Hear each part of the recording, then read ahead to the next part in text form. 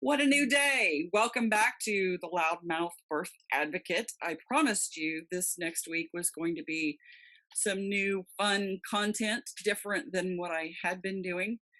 Today is going to be another fun collaboration with a mentor of mine, somebody that I just adore dearly. Dr. Gay Phillips is a professor at the Tulsa Community College, and also, because she works a lot, also at the Oklahoma State University in sociology. Her PhD focused on different aspects of why people get married or commit to a relationship and what factors play into that. But she also teaches a class on death and dying. So her perspective from a sociologist view is going to be interesting in this discussion, because birth and death are really not that different. What do you think about that, Dr. Phillips? Absolutely. Hello, and thanks for having me here. And I appreciate your kind words and introduction. And it has, just on my side, it's been a pleasure to have Danielle in my classes over the years, and we've continued to connect and work together, and that's what I'd love to do as a teacher. So, yes, I think birth and death are very similar. They're obviously our most critical life events.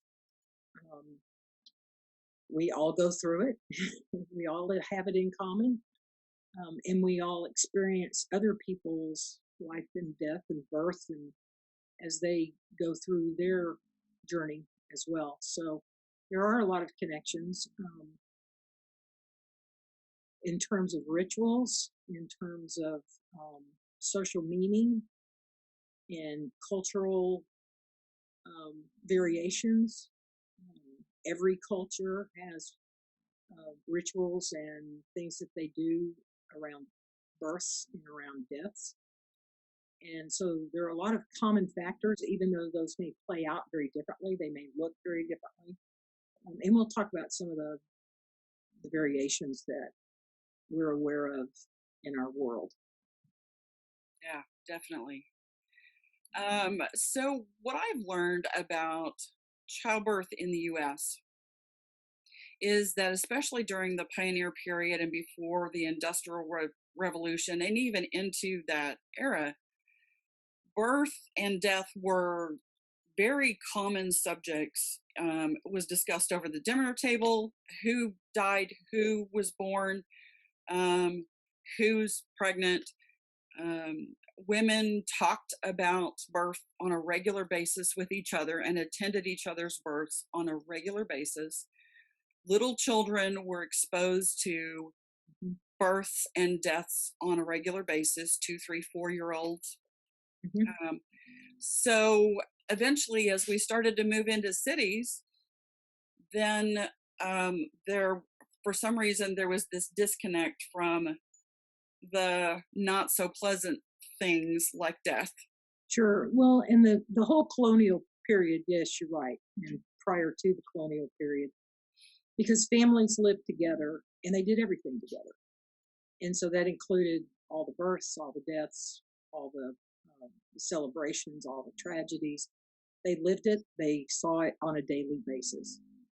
As we traveled more, migrated to different areas, moved into cities, the whole industrial age began to separate families out. Instead of the whole family working on the farm or working on a blacksmith, say, everybody in the family's helping with that way of life. And then as people moved into cities, particularly starting, and we're talking mostly Western culture here. That's an important distinction too. The industrial age brought people separating, going during the day, the whole different division of labor. People went off to the factory, went off to do other work. And so family units began to separate. Also, we became interdependent on each other. I no longer, my family would not do everything that we needed, pretty much, or the village didn't provide everything that we needed like it used to. You would trade butter for a pair of shoes, or Right. it was local. You knew people, you experienced their births, deaths, everything else. But when you move into those larger urban areas, now you're using money instead of trading things. And so it separated us also from our food sources. There's a lot of birth and death in the animal world, and we weren't raising our own food anymore. For the, some people were, and some Right. people continue to, but for the most part, we're separated not only from each other, but also from everything that it takes to get through the day and to survive. Great things about that, I don't have to worry about going and killing the cow, or going down to fish to provide for my family anymore. I can go to the store, I can get it. But it separates us from that process. And then as we specialized in all of our work and all of our labors, the doctors beginning to take over and specializing healthcare and all of those things began to separate us even more into, moms went off and had babies instead of doing it in the home. So that's Right. I was just going to say there's definitely a gender equality feature to what happened there, because midwives were not only catching babies and helping pregnant mothers with their health, but it was part of just the home economy, helping keep everybody healthy. Well, if Nancy down the road or in the next village happened to have a tincture of an herb I didn't grow in my garden, then I'm going to ask for her help when I'm trying to get my child's fever to go down. So there's still that interconnectedness, but then women are all in charge of that because it's all based on the fact that they're not just women, but they're mothers. And that didn't interest men for a really long time until science began to evolve more and more and became more successful. Before the near extinction of midwifery in the US, doctors did not have a really good system of education. There's some previous videos that I've done about that I'll link down below, especially in the history of childbirth, that the education system for medical professionals was not real good, especially compared to our current standards. But overall, it was not real good, and it was not very successful. There were a lot of people that considered doctors, which at the time were called either medical men or physicians, considered them quacks because their outcomes were really iffy. As these men, white men, middle class, often funded by the upper class, started to see midwifery and childbirth as a potential supplement to income, because there were a lot of these professionals that were barbers, dentists, butchers, and this was a side income for them, attending childbirths and charging for that. Unfortunately, because women didn't have a voice when things were going wrong, it was easier for men to then say, these midwives are causing all these problems with childbirth, when actually what was happening was the new management of childbirth was causing bad outcomes, and it was just an easy scapegoat to blame the midwives. And in fact, there was a big campaign to get rid of it. Was called the midwife problem, literally, in lectures and things like that. So that became an issue, and now there's a lot more deaths, and women had not only the pervasive Christian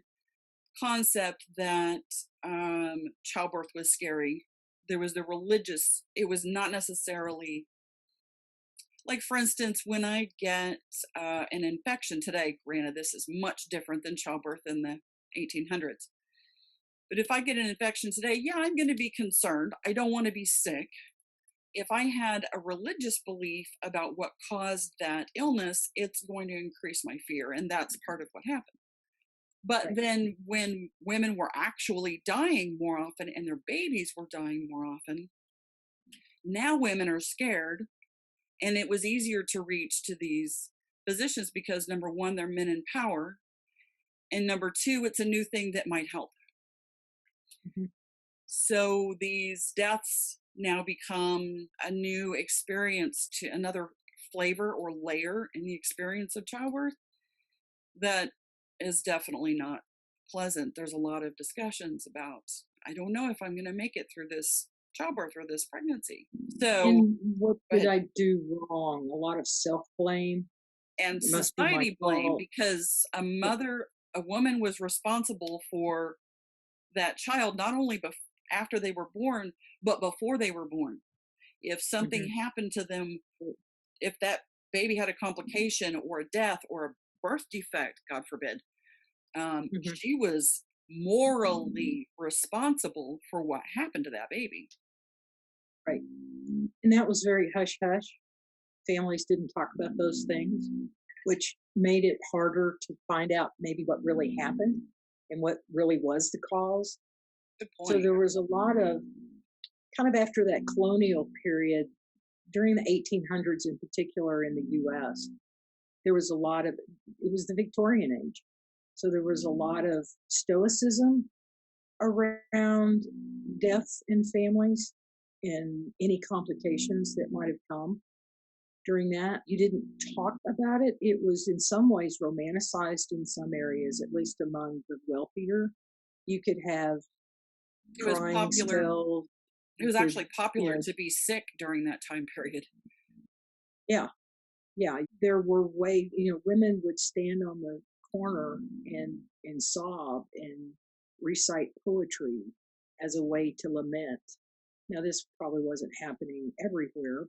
So the approach during the Victorian age kind of shifted too, and it became a more private experience, or it was expected to be a more private experience, one in It which was you wouldn't this. talk It a was lot the about. same for childbirth too, because this was a time when women went to their house and stayed there once they started showing, and it was called their Mhm. term of confinement. And their due Yeah. date, what we call a due date now, is called their date of confinement, the estimated date that she would give birth. So this was all hush Mhm. hush. A lot of women were trying to hide their pregnancies so they could still continue to be sociable. They would Yeah. adapt their corsets. And for some of them, I'm sure it was to also continue to work. Exactly. Right. You Right. still see some of that today. So again, it's like there's a lot of similarities with death and birth. I remember when I was studying to be a childbirth educator at a time that I had a family member that was really sick often. So I had this parallel in my head already, the back and forth of how similar things are. You could talk a lot about maybe some popularities about the experience of death, but I know for birth, there's a big push for it to be natural and let the body do its own process so that it's easier and less complicated as long as everything is normal and safe, and to make it a family environment and less clinical and sterile, and that there's this slow gradual incline increasing in intensity of the experience of birth that ends in this awesome wonderful feeling. And it seems, I bet you could speak to the fact that it almost goes in reverse for death. Mhm. Yeah, absolutely. Yeah, and we've gotten over the last several decades, because of that disconnection between everyday, life and how it really happens, and that we've pushed those things away. Yes, and we see that with people who are aging. The older they get, the more isolated they are. It sounds like postpartum. Yeah, in some ways, the less people want to talk to the elderly, um, the more uncomfortable they feel. People don't want to talk to folks that are getting older about. How do you feel about your life? And what are you thinking about your impending death? I have a 94-year-old mom, and she's not that far away. And she and I talk about those things. We don't spend a whole lot of time on it, but I think I wanted her to know that those topics aren't something that I don't want to talk about, and that when you walk with someone through death, that's a gift. It's a gift for you, it's a gift for them, it's part of the life cycle. It's part of the life cycle, but we've compartmentalized ourselves so far away from it, and people don't talk about it, that we're a lot of us are afraid of it. Afraid of the emotions, afraid we'll say something wrong, say, all of that kind of stuff. And that's particularly true when it's an infant or a child. Right. And that is hard, incredibly hard. But that's going to be so much where that person and that family, those parents are, that to not be there and walk with them through that process is just inhumane almost. I wonder about if I mean, you and I have had lots of um, gender and diversity discussions over the years. Mm. But I wonder if there's like some differences between male and female or non binary as far as the death experience goes. Yeah, that's a good question. My initial response is going to be not really, or nothing significant, either biologically or spiritually, or certainly socially it could, just because of, but that more to me has to do with socialization, um, how we're socialized based on gender, women being more concerned about who they're leaving behind because they've been socialized to be caregivers. But men on the other hand are going to be concerned similarly because they've been often socialized to be protectors and providers, and so they would be concerned about who they're leaving behind too. Have they left enough? Is there still support for them? That kind of stuff. But I don't, because we come basically from the same cloth, Right. and then we split off. Um, I don't think there's probably a whole lot of true difference Which is probably a between. really good point, that it's an experience Yeah. that we all go through. It's it's, well, maybe not the great, but it is a great equalizer in that Hmm. Oh we yeah. all end up going through it Yeah. one way or the other. Hmm. I wonder about like the difference in the experiences between um, like medically managed death versus natural death, if you have any information on that. Oh, um, I don't have a lot of up to date research information about people reporting, like right up to the end, what their experience is, and any differences between, medically managed and not. Um, I'd have to look to see if I there's wonder any about the current. families though. Um, that's a good question Yeah, too, and that's I okay. think We it can would. cut some of that. If Yeah. we don't know, we Um, can just cut it. Because I'm sure you could ask me questions I don't know answers to. yeah. Um, Um, so what about the yeah. cultural? Go ahead. Go ahead. I was going to say, what about like cultural differences in the experiences of death? I think there are lots and lots of cultural variations. There's some commonalities. Almost all cultures have some sort of taboos around death, how you're supposed to do it, what it means, what, who does it occur to. Some of the things that you and I've kind of talked about already. You know, women being blamed if there's a birth defect. Kind of a deal. It's sort of like well, what caused your death? Is it premature death or not? That kind of stuff. Um, so all cultures have something around kind of acceptable deaths, okay deaths. All cultures have rituals around goodbye ceremonies. They almost all include some form of food. There's a practical reason for that. For decades, we didn't have the transportation that we have today. And so, and another reason why some rituals lasted several days long or a week or two is because people traveled from very far places to attend a funeral or someone's death. And they were hungry when they got there, and they were going to be hungry on the way back. And so there was often a feast where people ate, and um, and then they took food with them because they were going to be on the road for several days. We don't have that issue as much now. People get places so much faster, but those rituals around feasting and food and sharing have lingered.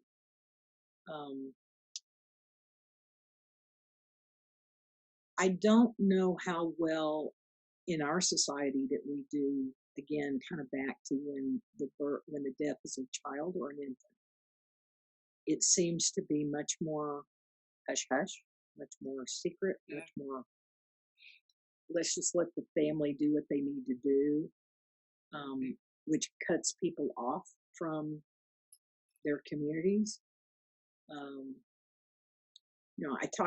I hear a lot and I talk a lot from people that ask, what do you say when I don't want to go visit them because I don't know what to say, that kind of thing. And that's the worst thing we can do is cut ourselves off. You don't have to say anything. You just, I'm here, a pat on the shoulder. It often says more than words. Oh, yeah. Yeah, it's kind of an interesting complexity that while mothers are laid a level of responsibility for the death of their child, whether they were